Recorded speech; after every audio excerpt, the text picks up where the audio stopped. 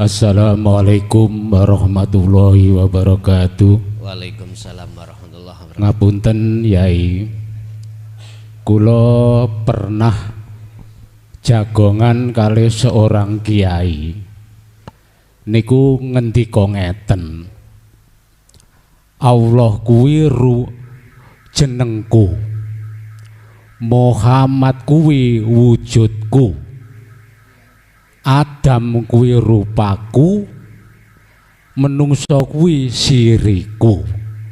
Lah ketika niku kula mboten dipun paringi napa niku keterangan utawa pengertian, piyambakipun namung mungel ngoten niku wau. Lah teng mriki kula nyuwun penjelasan Allah niku jenengku, pengertiane niku dos pundi, Muhammad niku wujudku niku pengertosanipun kados pundi, Adam itu rupaku itu bagaimana, dan manusia itu siriku niku dos pundi. Ngaten ya, itu kula nyuwun penjelasan secara real. Wassalamualaikum warahmatullahi wabarakatuh.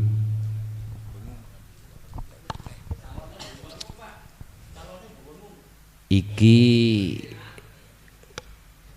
kami membahas ismudat. Allah iku jenengku. Ku yang laisa kami selisaiun ya maksudnya. Oke. Itu gambarannya di Al-Qur'anul Qadim huruf alif. Alif adalah ismudat.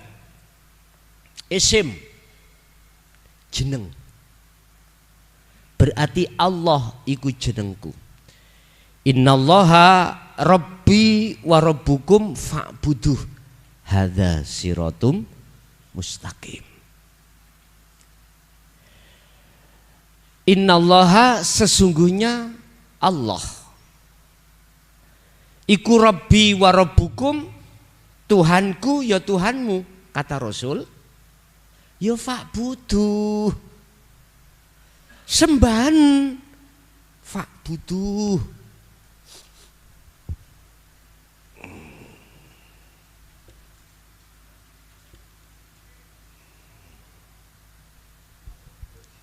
Kau wedek nih cek ketok. Lah, iki isinya bukan Muhammad loh Pak ya.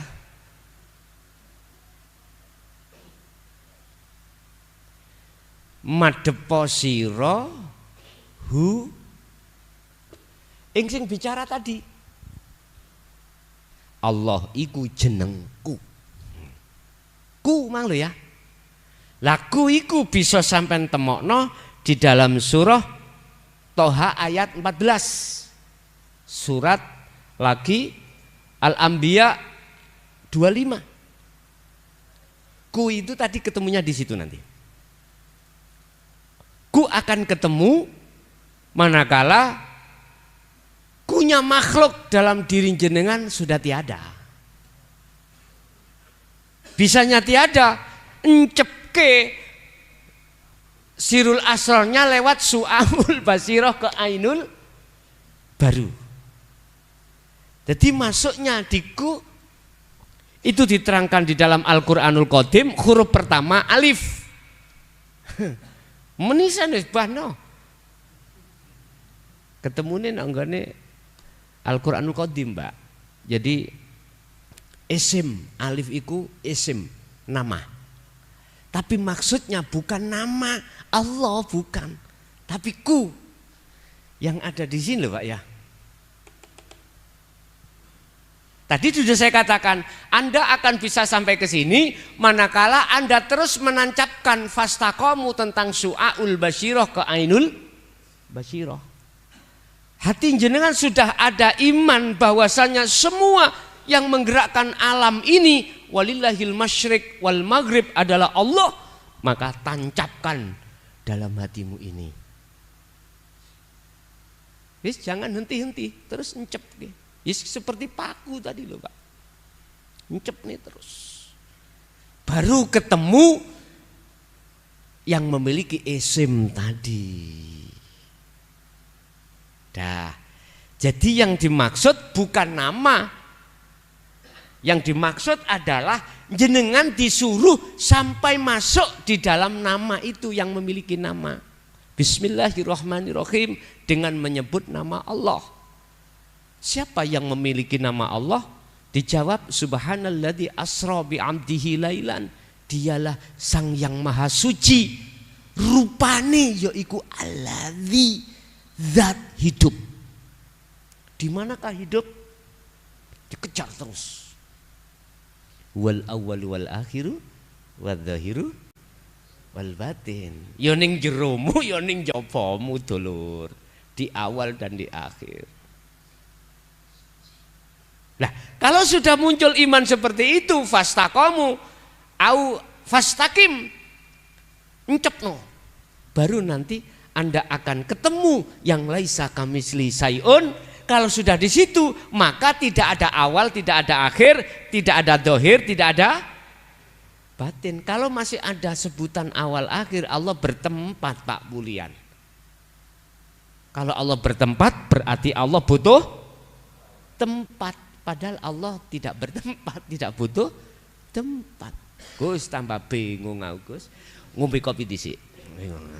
Ngombe kopi sik nek bingung.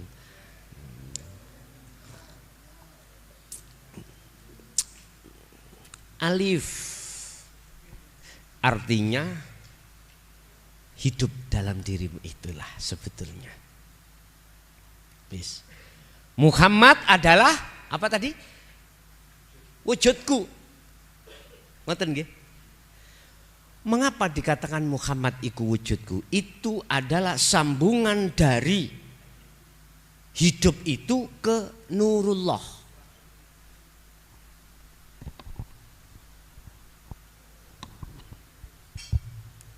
Allah yang dimaksud bukan nama, ini melahirkan ngetokno wajahe. Wis menisan. Itu namanya Muhammad. Siapakah Muhammad itu? Kul innama ana basarum mislukum. Kul innama ana basarum mislukum. Katakan Muhammad, sesungguhnya aku sama dengan kau. Umatku sama. Apa? Sama basarnya, sama manusianya. Oleh sebab itu kata Muhammad Rasulullah, jangan kau sembah aku, jangan kau puja aku, jangan kau puji aku, sembahlah inilah fa'budu. Ini yang ku sembah. Kata Muhammad. Berarti Rasulullah itu tidak minta disembah, tidak minta dipuja dan dipuji, tetapi beliau memerintahkan terhadap kita sebagai umatnya untuk memuja, memuji, menyembah terhadap siapa yang disembah Muhammad. Saged diterami nggih? Oke. Lah Muhammad iku disebut basar. Basar itu masuk makhluk. Lah makhluk inilah yang disebut Nurullah. Ya. Allah ngetokno piyambake, nampilno secara dohir piyambakipun, jengleh-jenglehno disebut Nurullah. Lah Nurullah iku wujute ya donya saisi. Makane apa jenengan disuruh bersaksi wa asyhadu anna Muhammadar Rasulullah. Biar persaksian sampean iku bener, tahu siapa yang disaksikan. Ini konteks kalau kita memakai syariat ya Muhammad ibnu Abdillah. Tapi kalau konteksnya di hakikat ruhaniyah, mohon maaf, tadi sudah saya katakan di dalam surah Al-Kahfi ayat terakhir, innama ana basarum mislukum. Muhammad ibnu Abdillah itu ngomong, dawuh, aku iki padha ngger, he umatku padha mbek awakmu, padha basarnya, pada manusianya, jangan kau sembah aku. Jangan kau puji aku. Alhamdulillah iku utawi segai puja-puji itu hanya lillahi kagungane hanya pada Allah. Itu Rasulullah. Saya luruskan supaya pujanya ruhaniyah sampai itu hanya pada siapa yang dipuja Rasulullah.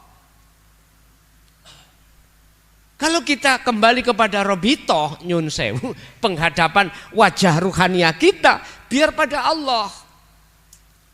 Setiap kali kita mau membaca Fatihah ketika sholat, mengapa sih di situ dikenalkan doaul iftitah? Disebutkan ini wajah tu wajia lilladzi, bukan li Muhammad atau li siapa? Lilladzi, terhadap Allah. Itulah Tuhan yang menguasai jagat langit dan bumi. Jagat langit ruhaniyah, jagat bumi jasmaniyah. Berarti Allah itu gak adoh dulur. Wa nahnu aqrabu ilaihi min hablil warid. Iki ngelmu sing bayan ditutup-tutupi, Pak. Pol ditutup-tutupi. Abahku dewe, abah saya sendiri, saya anaknya melekini setengah mati. Oke, itu pada hubungan antara anak dengan orang tua paling dekat toh Pak. Itu masih ditutup-tutupi. Ternyata ketika sudah terbuka semuanya, saya tanya, mengapa jenengan kok bahasa kasar ya, jenengan kok mboten diwenehni kok jawabane ngeten tok. Biriyadati wal adhkar, raimu cek gelem riyadoh. Wal adhkar tur yo ben gelem selalu dzikir. Ngoten pungkasane jawabane. Wis. Berarti Muhammad iku wujudku, artinya itu nurullah, Pak. Muhammad itu semua makhluk di dunia ini disebut Muhammad secara hakikat loh Pak ya. Dikatakan Muhammad karena ada kaitannya dengan nurullah. Nurullah itu cahayane Allah. Jadi cahayane Allah itu isine dunya kuwabeh. Makhluk niki disebut nurullah. Mula sangka kuwi jangan melihat nure sampean, jangan melihat nurullahnya. Kalau sampean melihat nurullahnya, tidak akan melihat bisa di dalamnya ini. Contoh matahari, apa cahayanya matahari? Srengenge itu, sampean delok srengenge ini, sampean lihat cahayanya. Mata sampean gak akan pernah bisa tahu wujudnya matahari. Karena tersilaukan dengan cahaya matahari Anda. Sama, pada Allah juga begitu. Jangan melihat nurnya, jangan melihat Muhammadnya, walaupun itu adalah lahir Allah. Paham be? Cuman proses kita memang ditelusup-telusupno dhisik ambek Allah lewat niki. Apa ya ditelusup-telusupno niku? Disesatkan dulu. Kita tersesat di sini. Tersesat kita. Ruhaniyah maksudnya. Makanya orang akan tahu tujuannya harus melewati sesuatu jalan yang tersesat dulu. Ya, tersesat dulu. Saya ja'alullahu ba'da usri yusra. Ingatlah sesuatu yang kau dapatkan al-haq terlebih dulu itu kau nikmati, kau berlaku tersesat dulu. Orang yang tahu jalan itu harus tersesat terlebih dahulu. Enggak apa-apa, itu prosesnya Pak. Makanya saudara saya masih ada di syariat, enggak salah Pak. Ruhaniyah masih selain Allah, enggak apa-apa. Itu proses beliau-beliau, proses kita. Jangan disalahkan. Cuman naik lagi. Ngoten maksud kula. Terus sampai hakikat, sampailah ke makrifat. Baru ketemu di situ. Wes, itu maksud Muhammad wujudku itu ada kaitannya dengan nurullah. Apa nurullah? Cahayanya Allah. Yaitu dunia dan seisinya. Ini secara hakikatnya. Yang ketiga, apa tadi? Manusia. Adam adalah rupaku. Nah, ini ada kaitannya dengan Nur Muhammad, Pak, ya. Ada kaitannya dengan Nur Muhammad. Ini ada kaitannya ayat fa'aina ma tuwallu fathamma wajhullah. Sebab gini, adanya semua kita manusia ini secara akal syariat karena adanya Nabi Adam. Lah gitu toh. Sehingga itu sebagai wajah itu depan, Pak, sebagai sumber kunci. Makanya Adam itu wajahku. Artinya apakah yang dimaksud Adam itu Nabi Adam? Ya tinggal kita melihat dari kacamata mana. Kalau kacamata syariat itu sebagai sumber adanya kita, prosesnya itu karena adanya Adam. Lah gitu toh. Karena ada Adam dan di dalam Adam itu ada Nur Muhammad. Wiji kang dumadi sak lebeti gesang, yaitu sesuatu sel yang di dalam nutfah seorang laki-laki. Wis, kedawan tutu Adam kepada kita orang tua. Adanya kita karena adanya orang tua. Dan itu tidak akan lepas dari Nur Muhammad. Wiji sel di dalam maninya seorang bopo. Nah inilah calon wujude Nur Muhammad, wujude Muhammad, yo jasad sampean kali kula niki sebagai insanul kamil. Jadi wajahnya mana? Secara hakikat adalah iman ruhaniyah sampean yang sudah di sini. Ini wajah tu depno wajahku menyang sapa wajhiya lilladzi, terhadap wajahnya lilladzi. Fa aina ma tuwallu, dimanapun kau berada, fathama arahkan wajhullah ing wajahi Gusti Allah. Artinya semua apapun aktivitas yang kita hadapi, Allah di situ, ada wajah Allah. Arahkan wajahmu ke wajah Allah. Lah, wajah yang dimaksud wajah ini adalah depan. Depan yang dimaksud adalah ruhania lewat iman sampai ning ati iku yang sudah ada su'aul basirah. Paham ya? Wis. Terus manusia adalah rahasiaku. Lah, kok iso manusia itu rahasiaku? Iya, Pak, jenengan akan bisa ke Allah itu akan mengupas di dalam diri Anda masing-masing. Karena di dalam diri kita manusia itu ada rahasia Allah. Apa? Keakuan Allah. Itu yang dimaksud rahasia. Lah, itu akan bisa sampai kita sampai di situ manakala jenengan sudah membedah keakuan diri jenengan. Makanya di dalam tauhid ada istilah tahalli. Terus tajalli atau nafi, terus isbat. Nah niki tahalli ke tajalli. Berarti ada proses pembersihan sifat basariyah. Sebab dengan sifat basariyah itu loh akan menekan ruhaniyah kita untuk ngaku-ngaku ego. Nah ini kudu dihilangkan. Dengan cara apa kita menyingkirkan sifat basariyah atau keakuan kita sebagai makhluk yang melakukan? Otomatis kembali kepada sistem fastaqomu. Kalau paku tadi sistem ditutup terus sampai tinggal ndasi tok niku. Mancep pun niku baru terkuatlah bahwasanya manusia itu rahasiaku.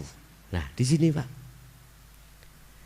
maksud rahasia itu karena belum terbuka disebut rahasia ya, RHS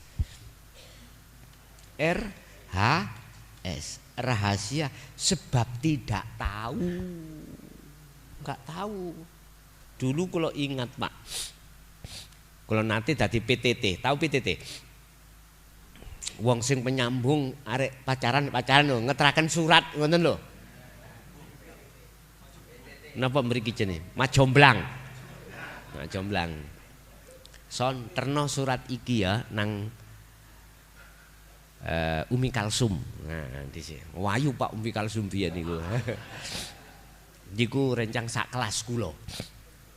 Waktu SMP biyen. Lah, sing pacaran niki sak kamar kali kula sak pondok. Teng Pondok Mojosari. Son terno ya surat ya. Tapi aja dibuka Kak. Enggak. Kula ngeterno niki konsekuensi, enggak oleh buka, mboten buka. Lah, inilah yang kusebut rahasia bagi saya. Isinya tidak tahu.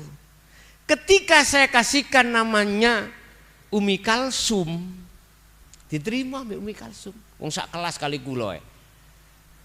Lah, di situ terus bawa pulang, paginya ngomong. Dibales ambek Umi Kalsum lewat kula. Son tolong kekno Wahib. Nah, namanya Wahib. Bagi saya isi surat iku rahasia, Pak. Enggak boleh saya buka rahasia.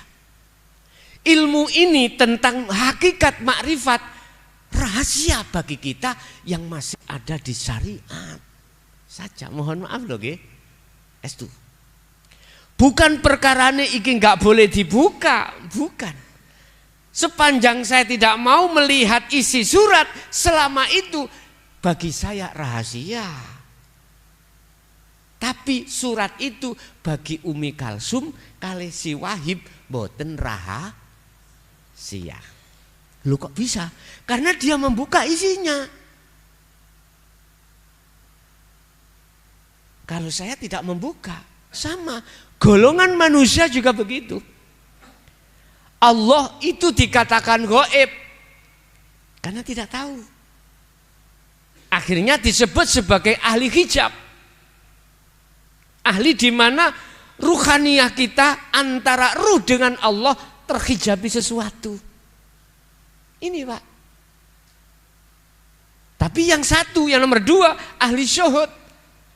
Ahli di mana yang sudah membuka surat isinya itu akhirnya tahu. Ternyata isinya semayan, Pak. Tahunya itu saya habis 3 hari dikandani. Mari semayan. Dikandani, kula mboten tahu sendiri. Sama ahli syuhud juga begitu. Sudah terkuak hijabnya antara ruhaniyah dengan Allah. Ini. Jadi bagi ahli syuhud Allah itu sudah tidak rahasia lagi. Bagi ahli hijab Allah itu rahasia. Makanya ahli syuhud mengatakan la ilaha illallah al malikul hakul mubin. Enggak rahasia. Tapi bagi kita ahli hijab boten tidak sampai al malikul hakul mubin. La ilaha illallah tok mandek. Mandek. La ilaha illallah, la ilaha illallah. Ngoten tok. Akhirnya dikira gak iso tembus teng Allahnya, enggak bisa. Jadi yang dimaksud manusia itu rahasiaku, di situ ada Allah. Bikin itu gak rahasia bagaimana? Itu tadi Pak, kita harus melakukan proses tahalli menuju tajalli. Kalau tahalli sudah kita lakukan, sudah terjadi pembersihan keakuan diri, keakuan makhluk yang di dalam hati jenengan atas segala apapun, maka dengan sendirinya akan muncul keakuan Allah nyatanya. Sebab ketika jenengan melakukan tahalli, ini nanti cahaya makrifat Allah datangkan. Ketika detik-detik cahaya lampu, cahaya makrifat datang dalam hati seorang yang berzikir terus di su'aul basyirah sampai ke anul basyirah, maka gaibnya Allah, gelapnya Allah itu langsung hilang. Laksana dalam ruangan tadinya gelap karena lampunya belum menyala. Ketika dinyalakan saknaliko itu gelapnya hilang. Itu yang kumaksud. Ketika masih gelap yo rahasia terus. Karena belum dibuka, karena cahayanya belum datang.